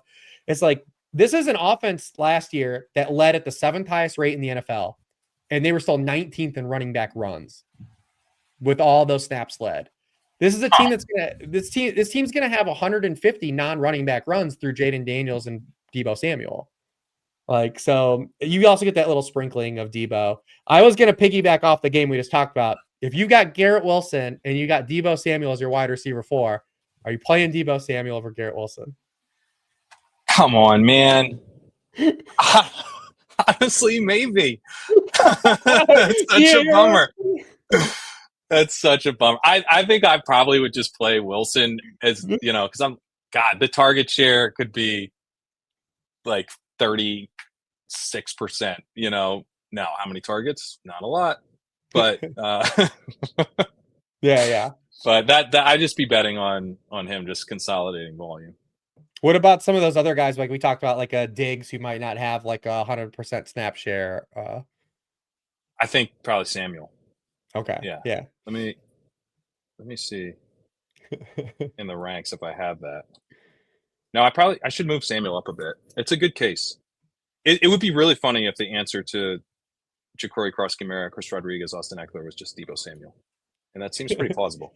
I know when I started, because I didn't really like go into like the roles of like trying to say, because Ja'Cory Cross-Kamara was a guy I drafted a ton early, and then he jumped for like the 7th, 8th round, and I was like, oh guys. Like, now again, like you talked about, like I don't want to be the piss in the Cheerios guys on Ja'Cory Cross-Kamara. Like, I've been drafting him all summer. And it's just like, like we know Eckler's going to play passing work, and like we don't know who's getting the goal line carries. He plays a mobile quarterback too, and then you have a receiver that could get handoffs. It's like, oh man, are we going to get any high value touches? Like, what if Ja'Cory Cross-Kamara just averages like 5.2 yards per carry and is like never fantasy relevant? The funny thing is that like is by far the most likely scenario. Like, damn it. But like, we have to do it. We have to get really excited about him because sometimes it works. All right, let's power through a couple more games here. Yeah, there's really nothing else here. Like, you're just playing Neighbors and that's it. No, Neighbors I think is in a good spot, and I'm excited about him. But I wish Neighbors would stop like having he's got this thing where he's just like always going to be on the injury report forever now. With the toe, yeah. It's always something with him. Titans at Broncos. I don't have a lot to say about this game. I mean, Pollard's going to get fed, but it's a tough matchup. It's a really tough way to start your NFL career for Cam Ward against this defense. Mm-hmm. I like the Broncos running game here a decent amount, but it's hard to know exactly how much work. So it's more like a season-long thing. I'm kind of excited about Harvey, and that's kind of it. I guess I would say Knicks. This is a spot where I was looking at Knicks last year, and I'm like, supposed to be kind of a boring game manager, but he ran, and he was like very kind of hot and cold. Like, sometimes he was awesome, and sometimes he was very inefficient. This is a spot where he could actually be pretty efficient, and so I think he might be kind of like a sneaky ceiling play this week. I guess you'd stack him with Sutton. But yeah, not a ton in this game. Yeah, Nix was like the hardest guy for me this summer, and I ultimately like suggested he be at avoid just that cost, because it was just like I didn't see like a big enough delta for like someone had to be the QB7 or QB8 in ADP. Like, it had to be someone, and it just unfortunately ended up being Bo Nix. Right. And I just didn't see a large enough gap to justify like the ADP at that cost, especially because like wide receivers were real hot, like around that price point, like where that guy was going off the board. And I feel bad about it. And like, because like you can make like a pretty pro case of like he's just getting kind of like molded into like new Drew Brees. That's like it could be really positive. They upgrade in terms of adding some more weapons, some more explosive players on offense. It's like, am I just missing the boat here? But ultimately I was like, I just can't pay the price for him. But then week 1, I was like, this is a favorite. You're getting me as a huge home favorite. Like it's probably gonna be really good game conditions. So like he still has a definite QB1 start for me this week too, even though like kind of suggesting as a full season avoid. Like, it's like, again, you got to die. But he's one of those guys where when he fell, like when I had to take him in the 80s, I was like, come on. But then he'd fall to like 107, and I'd be like, you fools. You're going to give me Bo Nix here? So he was one of those guys that like I divorced like my full season long take in ADP versus the week 1 climate. And it just looks good. Historically, these number 1 overall picks and rookie quarterbacks in general, week 1 have been a disaster. Since 2010, number 1 overall picks are 1-9-1 in their first career start. It's in the 2000s that regardless where they've been drafted, they're 11-24-1. Even last year, Caleb got the win, and it was more like a Will Levis win because that was the game Brian Callahan like literally kind of called Will Levis an idiot after the game. Last year, Caleb Williams, Jaden Daniels, Bo Nix, they combined to throw over 4.4 yards per pass attempt in week 1. None of them threw a touchdown. These rookie quarterbacks in week 1 in the 2000s have thrown more interceptions than touchdowns. And then you layer in not only just that, they're going on the road to Denver. Like, it's just a real tough spot. I'm more optimistic on like Calvin Ridley, big picture, and maybe you get through just on target share alone here. And I'm more optimistic that Cam Ward has this offense in a better spot when we're looking as the season progresses. But this is just not the spot for these guys. No, I agree. All right, let's move to the 49ers at Seahawks. McCaffrey, man, where are you at? Did we get anything yet today? I wasn't on while we were recording because they were supposed to practice during this time, and I have not scrolled. I haven't scrolled to see, but I'm just waiting for more information. Like I understand we all have PTSD based on last year, but if this was any other player that popped up as limited on a Thursday practice, like before the season, like we wouldn't be in DEFCON 5. It's just this specific one. So I just want more information. I just need more information because I've always been one of those people that says like, hey, Wednesday, Thursday doesn't matter during the week. What we care about is Fridays. Like, is a guy available on Friday? And so like, I just want to know, like, because this just like a maintenance, because they've been ultra like sensitive with him all preseason, and for good reason, right? And he's changed his regime to his regiment up as well. Like he's talked about this. He actually talked about he created his tendonitis last year because his thing was I had almost 500 touches. Yeah, it's like this whole thing. Like, yeah, he was like, I just had 500 touches. We went to the Super Bowl. I want to make sure that I'm good to go in the next season. So he started to do like these sprinter drills, and it created like, because it was all like burst stuff where he's like exploding off of his Achilles, and he overworked himself, and that's what he was his own undoing. And he changed everything this year and didn't do like as much explosion stuff. Didn't want to do that stuff. He did more stuff like it was more like other conditioning based. And and then like the 49ers gave him like a ton of like maintenance off days during the year. And I just wonder if like he was limited as part of like some kind of process, and like Kyle Shanahan might be because of what happened last year. Because I'm not putting it past Kyle Shanahan to be like an asshole about this. Like that's my baseline expectation. Kyle Shanahan's predictable that way. So I just want more information. Like, did he practice? So I just want to know, did he practice today? What kind of capacity it was in before I go to the moon? Because I get we have all PTSD. I just want more information.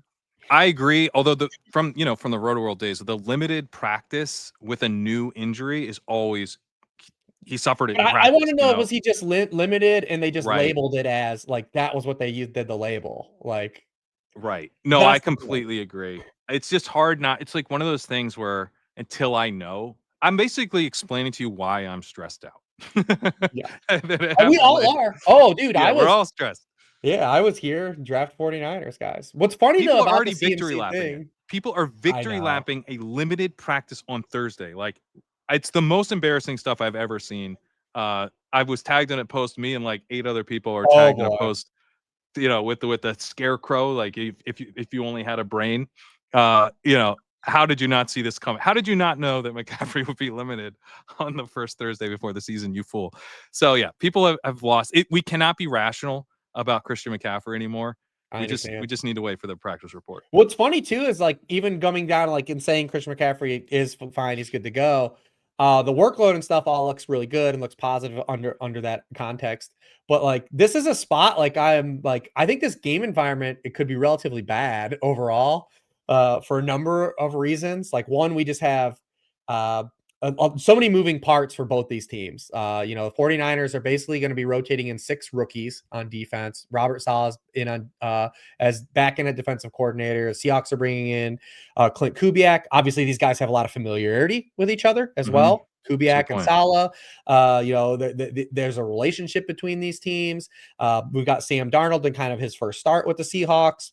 Then we've got like this game environment where it's just like Sean Hockey's calling this game, and like it's just an absolute like this dude called more penalties than any other unit. He loves to hear himself talk like us on the show. We would have you on the show, Sean. But like seriously, he already called the most like taunting and unsportsmanlike conducts last year. And like the league's like said like you got a green light to call more of these, and like I can't wait to see like what happens. Oh man. Like this whole game like is just kind of worrisome for me. Even when I wrote it up, it's like no one like stands out in like glowing spots. I mean, even one of McCaffrey's full volume games last year was against the Seahawks, and like he had 23 touches, but like it was just okay. He had 70 yards rushing, 27 yards receiving. Like it was just okay. Like so, I was like, is this even a smash Christian McCaffrey spot? Like obviously you play the volume, and if you got him in season long, you took him in a spot where you're playing the volume. But I was like, from a DFS stance, I was like, do I just outright like Bucky Irving, Chase Brown, and like James Conner more than this dude? Like I kind of do. I kind of do. I kind of like that take.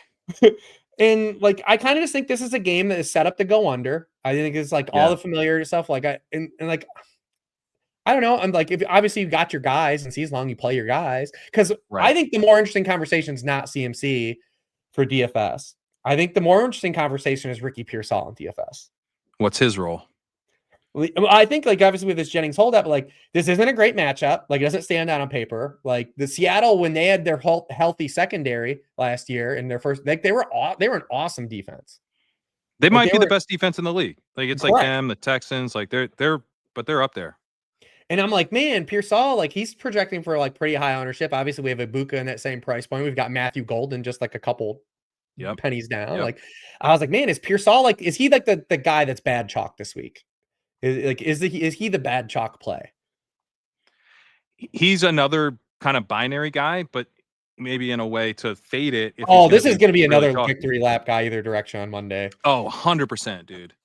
They let us have him in the 7th, or you idiots were taking like the 3rd target on the 49ers with Ayuk out in the 5th round, in the 4th round. Yeah, it's gonna be God. I might have to just like go into a mini coma for week 2 and come back out for week 3. I'm not as I imagine the victory last. We got about 5 minutes left and 2 games to cover. So I'm gonna quickly do the Texans Rams, and I'll throw you the Packers Lions. Texans Rams. If the Texans had a running game, I could see this being kind of fun. They don't. And I think you should attack the Rams on the ground. That's what teams did last year. I don't think the Texans are going to be able to do that. Rams have a good pass rush. I think it's going to be kind of a problem for C.J. Stroud with their offensive line. And then I also think that the Texans defense is really, really good, and that's going to be a problem for the Rams protecting Matthew Stafford. They obviously want to keep him healthy after he's had to go become a mortal just to get back on the field. And so I think we'll probably see a good amount of Kyron Williams here. Dial him up in your season-long stuff. He'll get plenty of work, but not super excited about him from a DFS perspective. I think he's more, just going to be kind of grinding out first downs and as part of a game environment that's not going to be particularly fun. Anything to add there / thoughts on the Lions Packers? I am actually kind of semi-bullish on Devontae Adams. Oh, interesting. Yeah. Well, I don't think either team's gonna be able to run the ball in this game. Now, the Rams will have volume, maybe by just proxy of the game environment, but like they're an inside zone run team. Like I don't think they're going to have any success running on the Texans. It's probably going to be a very inefficient volume based game for Kyron, but they might have to be pressed to throw too, just naturally, just move the football, like just to actually to produce yards and get a lead. Right. Like they might have to Right. throw. And Stafford, who never has played in the preseason under Sean McVay, actually has come out and been really good in these week 1 games. He's thrown for 300 yards in 3 of the 4 games with the Rams in week 1. And then structurally, where we never wanted to attack the Texans was on the perimeter and the boundaries. You know, obviously they have Lassiter, they have Derek Stingley, but they were really exploitable in the middle of the field, especially with wide receiver play. And Devontae Adams obviously is going to inherit this Cooper Kupp role. He kind of got unlocked a little bit by the Jets too, moving to the slot. And Devontae Adams is also one of the guys that got them through the slot last year with the Jets. Got him for 90 yards and a touchdown. But they were 21st in the league in yards allowed per target to wide receivers in slot, and they allowed the highest touchdown rate to wide receivers. And we also know the other element here is not just Cooper Kupp leaving, but Demarcus Robinson, who led the team in end zone targets. And like I assume Puka's going to get some finally, but we know Adams is like a TD guy. Like this is what he does. He scores touchdowns. So I am a little more interested because I do think you can do like a mini Nico Adams, just like an isolated mini, and not your game stacking this game where those guys become a little interesting. But I ended up coming a little more positive on Devontae Adams versus where I like set out to. I was like, this game. I like that call. My take was like they're gonna need to get the ball out quickly, and so give me the guy with the super locked in connection in Puka. Yes. But if you're gonna have Adams in the slot, that also would work really well for him to attack the middle of the field and on kind of more quick game stuff. So that was an angle I hadn't really considered, but I like it. Yeah. And some of the Ram stuff too, like slot and outside stuff, is not necessarily like it is for other people because like they're running tighter splits. And so like it's like right. Yes, Puka is not technically in the slot, but he is tight to the formation and just on the ball. Like, like it's one of those things. So he's gonna get the ball over the middle anyway. I am confident Puka's gonna have a really sound game. I mean, but everyone's like obviously like still optimistic on Puka's baseline and floor, where some people might have maybe said like, Devontae Adams at the Texans, this might be bad. I actually think it might be okay. That's kind of where I was at, so I like that. Thoughts on Packers and Lions before we get out here? Yeah, real tough game, I think, to just diagnose from a stance or like a paper like going all in on, just because of all the I feel like I've said the phrase moving parts like so many times on the show, but it's week 1 and like we got to try to figure out where all these things fit. I mean, new offensive coordinator for the Lions, 2 new offensive linemen. We're trying to figure out Gofflick coming off of a career year. What are the changes? Does the backfield look the same? Does John Morton, just like you said, like has he been in the room? It's like, you know what I've always wanted to do that Ben won't let me do? Give the ball to Jahmyr Gibbs more. And like maybe that's a thought. And then they're also on the other side of the ball. The Lions have a new defensive coordinator. They're also getting a lot of guys back. Alex Anzalone, Aiden Hutchinson. They added DJ Reed, which actually could be an upgrade over Carlton Davis on defense. The Packers are going to potentially be down a full Jaden Reed. Yeah, I assume he's going to try to play, but like what does he bring to the table if he's limited? We know they don't have Christian Watson. It is an initial game for Matthew Golden, but the one thing Matthew Golden like was really not great against in college in his profile was like press man coverage. He had kind of that Xavier Worthy profile of like, you put hands on him, you can move him around. And if the Lions do remain this aggressive as a defense as they were under Aaron Glenn, which I don't know if Kelvin Shepard, I don't know what he's going to do, but if they do remain that aggressive, and because they have the cornerbacks to do it, like, is it maybe kind of a trap spot for him too, even though we're excited about him? So I don't really know. Here's what I know. Josh Jacobs is going to get the football a lot in this game as much as they can. Jacobs is a really good play here and doesn't look very chalky in DFS. So I think a good play. Yeah. They're going to give Josh Jacobs the ball a lot. That's one thing I'm confident in this game. And I know it's probably going to be like, Amon-Ra St. Brown's still going to have a high target share. Like other than that, I'm just doing a lot of guesswork. I think it's a game that if you're small field, single entry, you do try to maybe mix in like an onslaught of this just to see, hey, if the game sucks, whatever, but if it hits, I don't want to be like the only dude that didn't play Lions Packers guys. I like Gibbs here a lot. I think Gibbs, like with McCaffrey injured, I like Gibbs the most of any running back this week, just in part because I believe that he's going to have a bigger role than last year. I don't think it's going to be like nonstop Gibbs. Montgomery's going to get, a decent amount of work too, but Gibbs was so good last year that if you're going to have him be like the clear 1A, and Montgomery kind of more in a backseat role, then I think you just want him. He's just like probably the best play every single week. Again, leaving kind of a McCaffrey aside because we don't know what his deal is. So I like him a lot. And as a bet on Morton coming in and making that change along a similar vein, I think this is an interesting DFS spot for Jameson Williams because to me, it's a very binary type of thing where like either we got way out over our skis on Williams as kind of a fun spike week guy, a kind of a 6th, 7th round turn guy that we started taking at the 4 or 5 turn, or they were serious about getting him more involved as a part of the offensive design and calling more first reads for him and different types of routes, kind of more gimme stuff, more high percentage stuff in the intermediate area, and not forcing him to kind of stretch the defense as much. Maybe he's helped by Isaac Tesla is kind of a big downfield guy that's helping do some of that work, and he can operate more kind of in the intermediate area. If that's what we're in store for, we should see it right away. And so he's not one where I want to wait and see because everyone will see. Then right? everyone sees. Yeah. So I think two, if you're at all a believer in Jameson Williams, and I was kind of on the fence, I thought he was overpriced, but at the same time I can see it happening and it scares me to be completely fading him. So I'm not a huge Williams bull, but I think if you are, you should should trust it this week. Yeah. Yeah, you basically, he's one of those guys you should kind of stick with and say, because you're right. If it shows out that he has, a 22%, it doesn't even have to be like a 25% share, like a 22% target share, and just has some first read stuff and is doing doing some stuff. Because Tesla could totally be a guy that's just a perfunctory like tactical leverage, like where he's not earning targets, but like he's big and fast and he's soaking up some dudes downfield and freeing stuff up for Amon-Ra. And if James kind of Alec Piercy, very like Alec less Piercy. speed, but more, very kind of the big Piercy. dude. Yes, yeah. Those guys are important to NFL offenses. Yeah, they help us. Josh Downs gets more targets. Michael Pittman gets more targets because of Alec Pierce. They we don't give enough love to Alec Pierces of the world. They're doing dirty work out there. Absolutely. All right, man. This was awesome. Excited to do this with you every week. Tell the people about the worksheet and everything else you got going on.